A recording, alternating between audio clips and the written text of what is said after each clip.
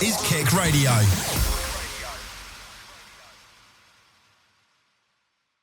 Hello and welcome back to the Southbank Podcast. I am once again joined by the ever-present Cameron Gorman. And I'm Hello, today's host, Jacob Jones. Cameron, how has the international break treated you, and what an exciting return to Wolverhampton Wanderers football? Wow, well, the international break, my favourite time of the season. You get a break from Wolverhampton Wanderers and you get to watch some actual competent footballers. Although my beratings this week aren't going to be as harsh as recent weeks. I think Rob has had limited time on the job also, and I'm very keen to just get into how Wolves set up and the personnel that was selected as well. Yeah, I think quite helped this international break. It was actually a rare, enjoyable one. I actually thought some quite good games to be seen. All the British clubs, doing really well as well, which was obviously good to see. But yeah, it was a return for Wolverhampton Wanderers football. And like you say, Cameron, Rob Edwards' first game, it wasn't awful by comparison to the rest of our season, but obviously the bar isn't high. But the game started on a positive note. Hi-ho Wolverhampton reintroduced, which absolutely. May I just say, at the start of the season, when I heard it was called, I did call that within 10 home games, it will be back to Hi-ho Wolverhampton. And that was the case. Go back and listen if you don't believe him saying that. I actually do remember you saying that on the podcast.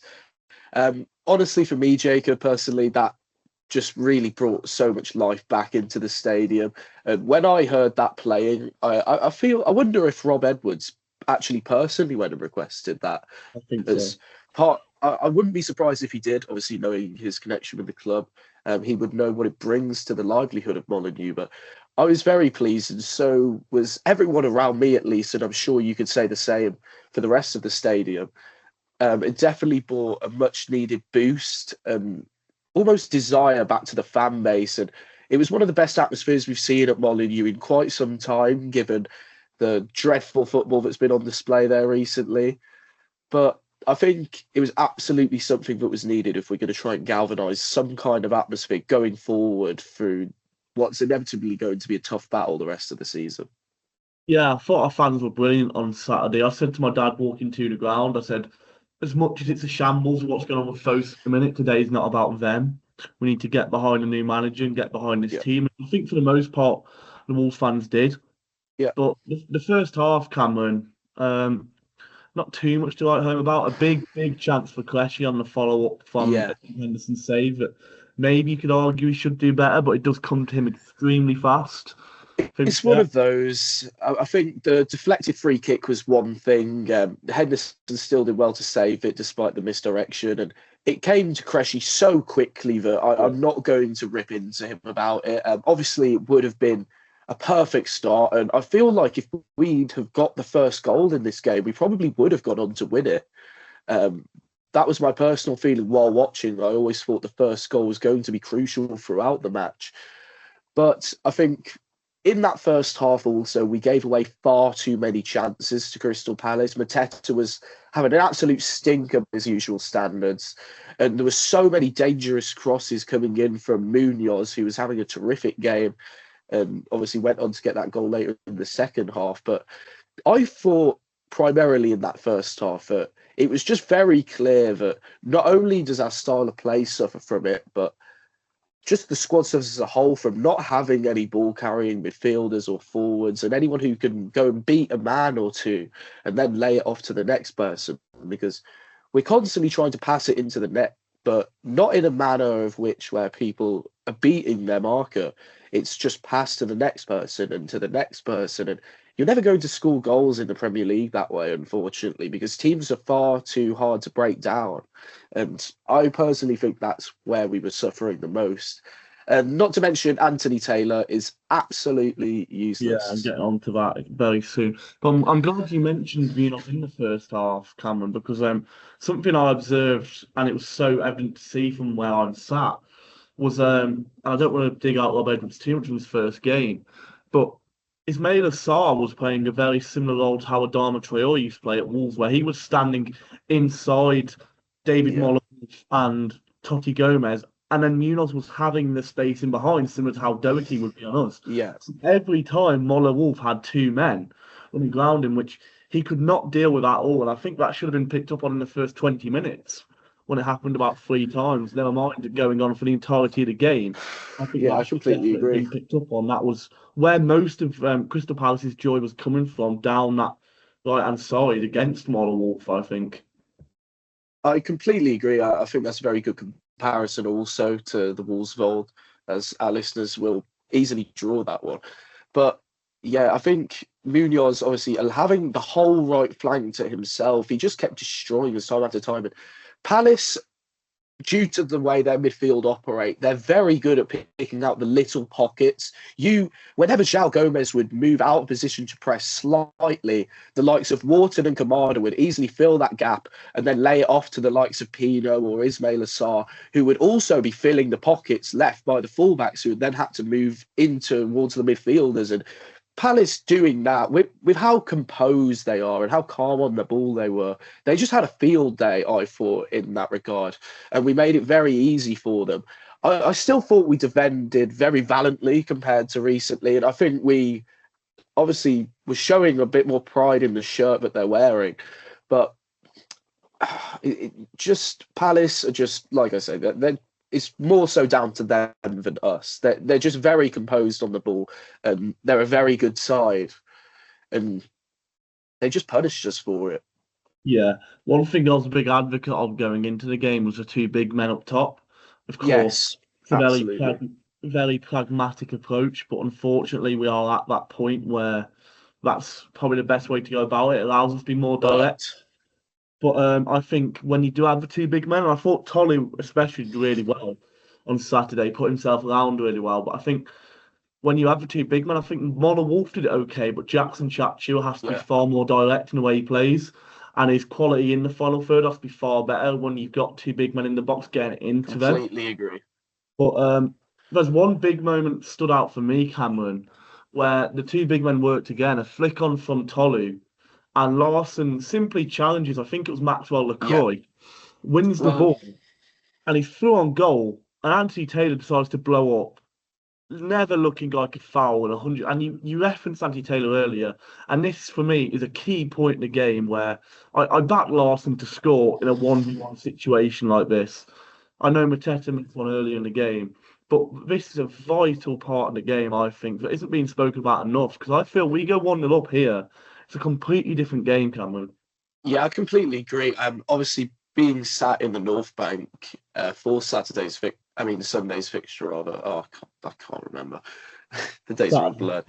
But then, being in the North Bank, the view I had of this was quite crucial. And we were all saying there was literally no foul there. It was a 50-50 challenge. And it wasn't even a challenge by usual standards. It was a shoulder to shoulder. He has the right to try and win the ball there.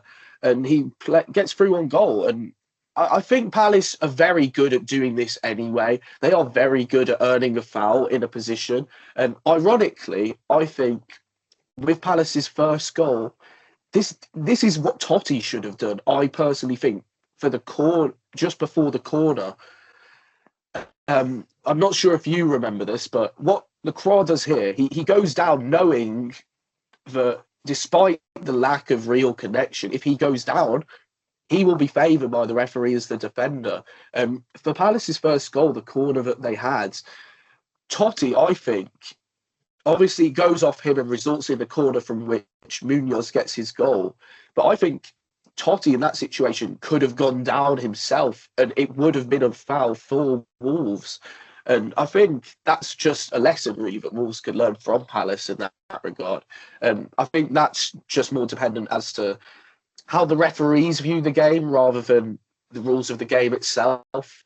But yeah, like you say, I think it's one of those chances that's definitely not being spoken about enough, and it really could have changed the course of the game for Wolves.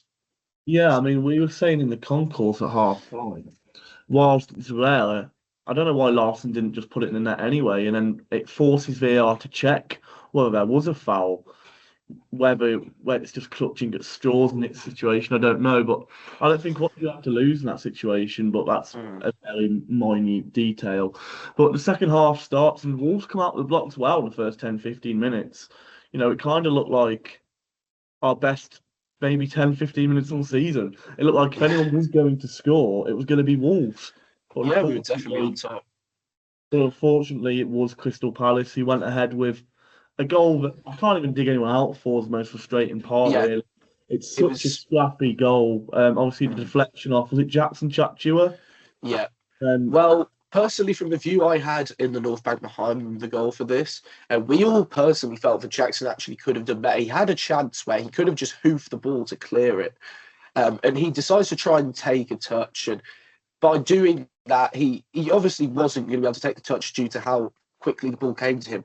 Instead of clearing it first time, he obviously opts for a different decision, but due to that, it just rebounds off of him and into the path of Munoz, who John Stone, I think actually had a good game, I think, personally. But there's nothing he could do about that. How fast it and how close it is to the ball and into the roof of the net, there's absolutely nothing that can be done about that goal. And I do feel like, in a way, I'm perhaps being harsh on Jackson here too, but I feel like he could have cleared it. And that was generally the feeling of all of us behind the goal who had that direct view of it. Yeah, but almost immediately after this goal went in, we saw the introduction of Hwang Chan and John Bellegarde. And whilst I feel Manetzi had to go off, I thought Manetzi really... I completely agree. I was surprised to see him still on the pitch after half-time. I thought he was the worst player on the pitch in that first half by a country mile, unfortunately. Certainly. One comes back to me, Cam, of good pressure by Manetzi, actually, to win back the ball from Chris Richards. And then immediately plays it to a Crystal Palace player when he had someone on the edge of the box, or could have opted to shoot himself. Yes. Awful. He didn't look up to play the cross, and that's what really annoyed me personally. And also with Bellegarde being the one to replace him, I would have rather seen Fer Lopez in this situation. I think, especially being a goal down, I think maybe unlocks the defence a bit better than Bellegarde. I do agree with that point. However, my issue, which also makes me lean more towards Bellegarde in this situation, I had this discussion at half-time with my family, actually. And Bellegarde, he's just much better at shielding the ball. He's a lot stronger than Fer Lopez. This Crystal Palace team were very physical. And when it was these shoulder-to-shoulder challenges, they were beating us every time. They were a lot stockier than our squad, who at times are quite frail, I think. And I think Fer Lopez would have been absolutely bullied on that pitch. I think he was the right player creatively in that situation, but I don't think he would have been able to keep his foot on the ball, really, when having to deal with the juggernaut centre halves of Crystal Palace. Yeah, possibly true.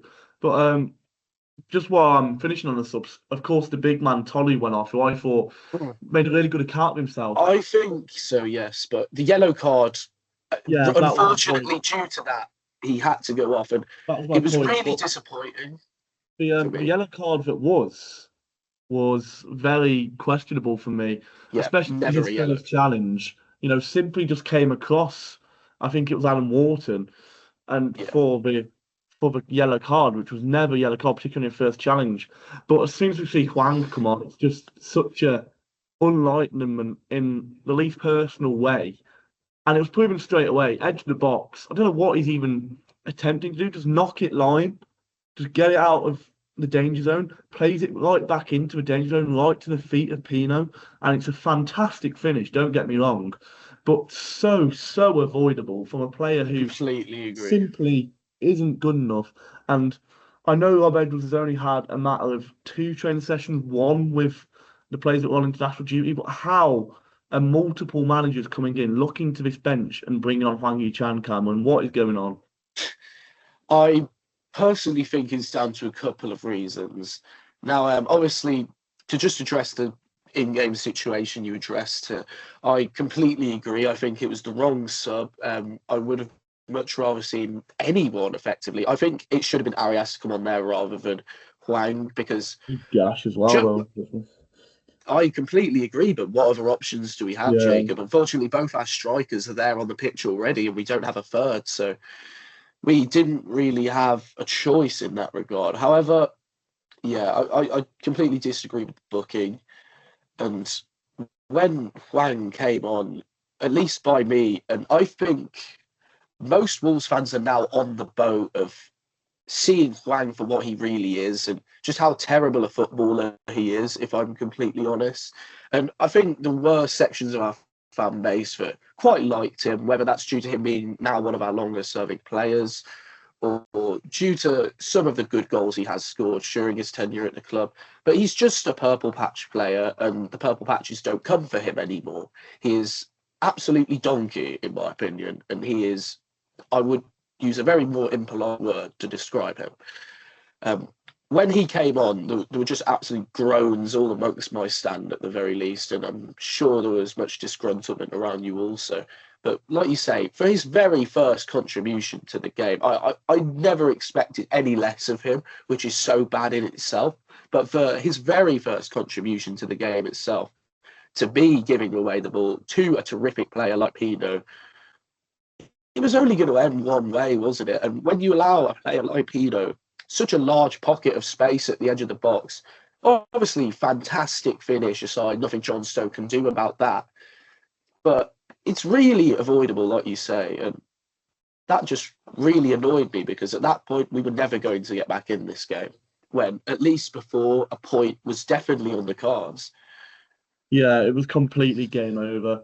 I mean, I said it on Finalysis. That was my lowest rating I've given to a player this season, which may have been quite reactionary, but still, I said And I mine don't. was definitely reactionary. I rated him 11. I'll give him a one. I But wanted to give him a 1, but I thought I'll give him his squad number. Be nice. but I simply said I don't feel that there's a worse player in the league than that than that guy who's consistently playing football. Of course, people can pull out players who don't play, but I'm speaking players that consistently play most weeks. Yes, And I would actually agree with you. and I put out a tweet on our social media on Saturday. Morgan Gibbs White, Raul Jimenez, Pedro Neto all scored.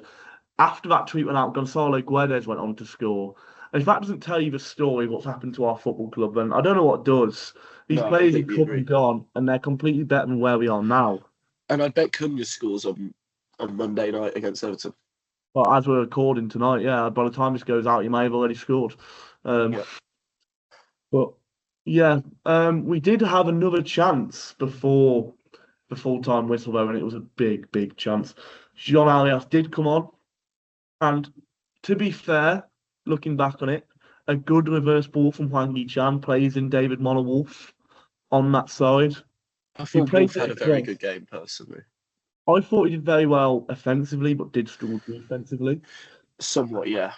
But he puts the ball across to Alias, who, first of all, probably shouldn't even hit it because Larson is behind him for a tap-in.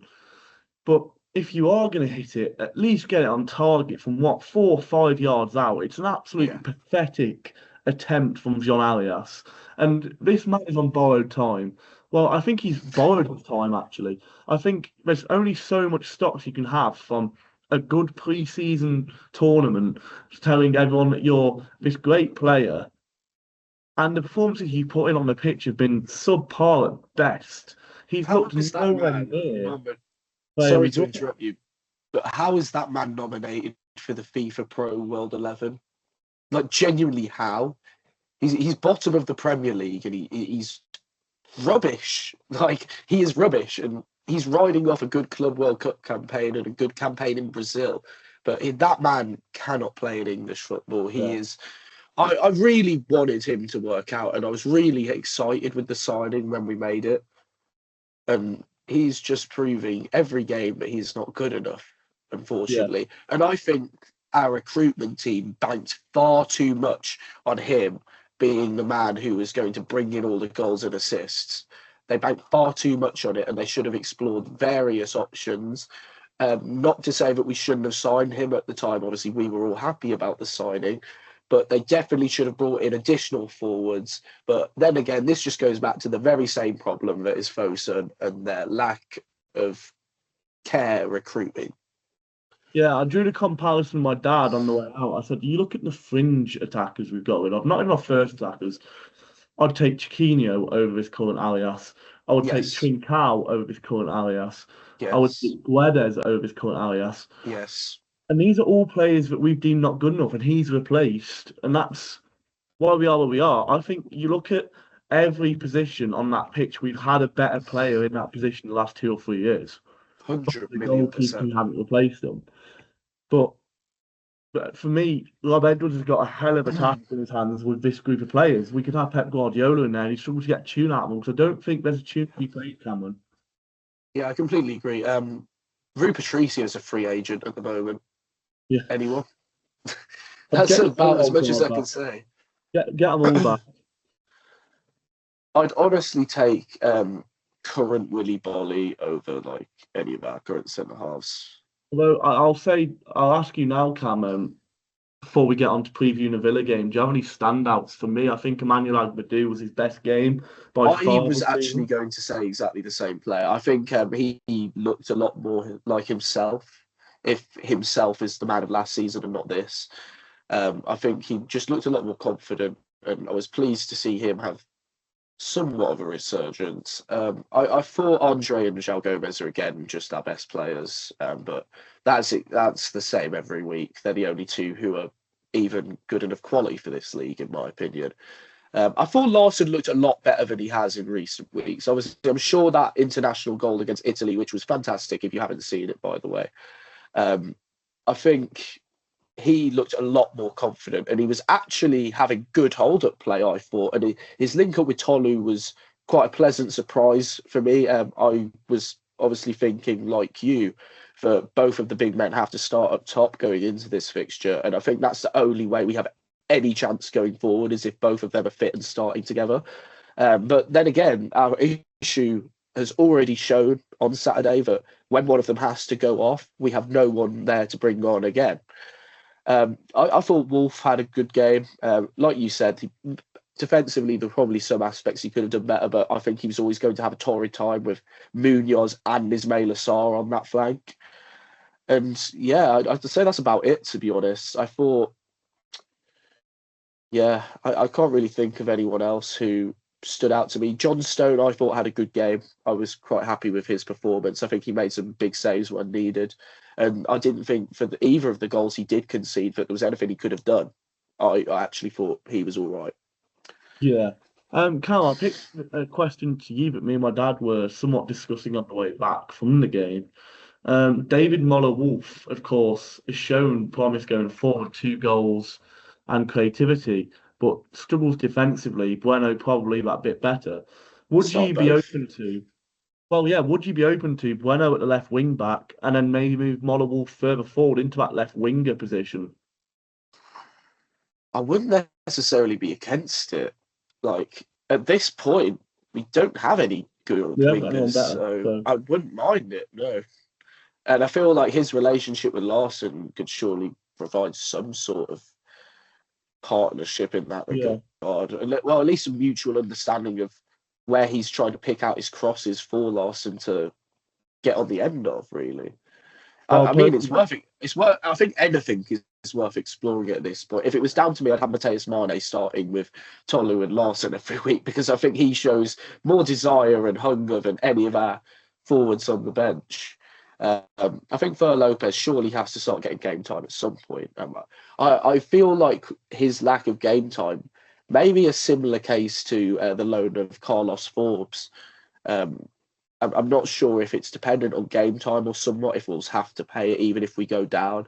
I feel like it could be the fee that was rumoured, about like 30 million-ish euros, could prove to be too expensive in the case that we're relegated. I think that could be part of the reason that he isn't playing. Obviously, that's just speculation, so don't take my word for that, but I feel like it could definitely play a factor. But I think we're just massively missing Rodrigo Gomez already as yeah.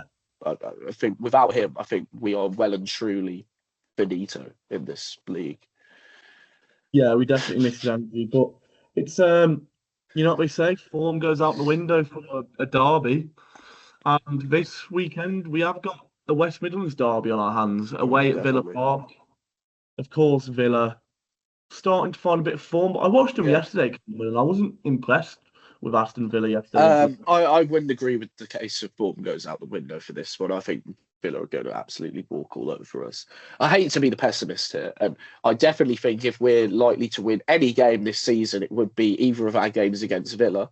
However, they are in such terrific form at the minute, and after a torrid start to the season, this is the difference between us and them at the moment. They have a long-serving manager currently who is a great manager who has received backing, and they stick by him. Even after their horrific start where people were saying they should sack him, they stuck by him, and look, they're now in the European places. Well, I think they just also have a far better squad than us. Yes, I don't see. While I'm saying that every week at the moment in regards to the squad, I think Villa there's no way they don't win. I think they can play their B team and win. And that really disappoints me to admit, but I think it's true. Logic would say that you are correct, but Villa, of course, do play Thursday night as well. So will not be as fresh as us going into it. Will that play a part? No, we might lose 3-0 instead of 4-0. But I think, no, all being said, I think if we do go in with a similar game plan with another play direct, I think, I hate to say it, but I think we have got a puncher's chance, as they would say in boxing terms, in this game. Of course, we have a relatively good record going back against Aston Villa. So if we're playing the devil that is on the shoulder, I think there's a chance for us to go and get something here. Will we? I hope you're right. Probably not, but I will be making a trip to Villa Park on Sunday. So wow, really? Wow. So hopefully it's another successful one, but can I get a score prediction off you? Aston Villa versus Wolves. I always hate to be the pessimist, and I'm sure some of our listeners must be sick of me by now.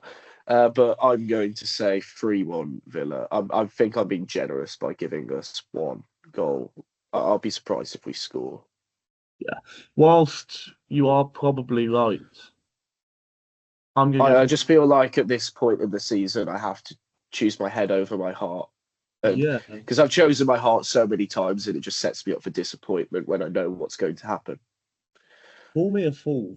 Call me whatever you want. This definitely has no correlation with the fact that you're attending the match. Oh, no, not at all. I'm going to go 1-0 Wolves away at Villa. I hope you're right. I pray that you're right. I think there's a chance we nick something. It's probably our impressive. I would agree. I definitely think there is a chance, but I think that chance is still Aston Villa talking me into it. And obviously we don't have a team now. But I mean, I've been discussing this with my housemates and such, and I've said this is the only game I think we could get something from as things stand. But I still, however, do not see that happening. No, you are probably right.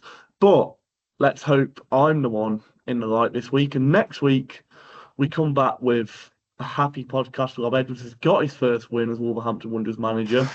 And we can somewhat kickstart this horrific season. I have been Jacob Jones. I've been once again joined by the ever-present Cameron Gorman. Thank you very much, Jacob. And from both of us, it is goodbye for this week, and we'll see you the next. Goodbye. Goodbye.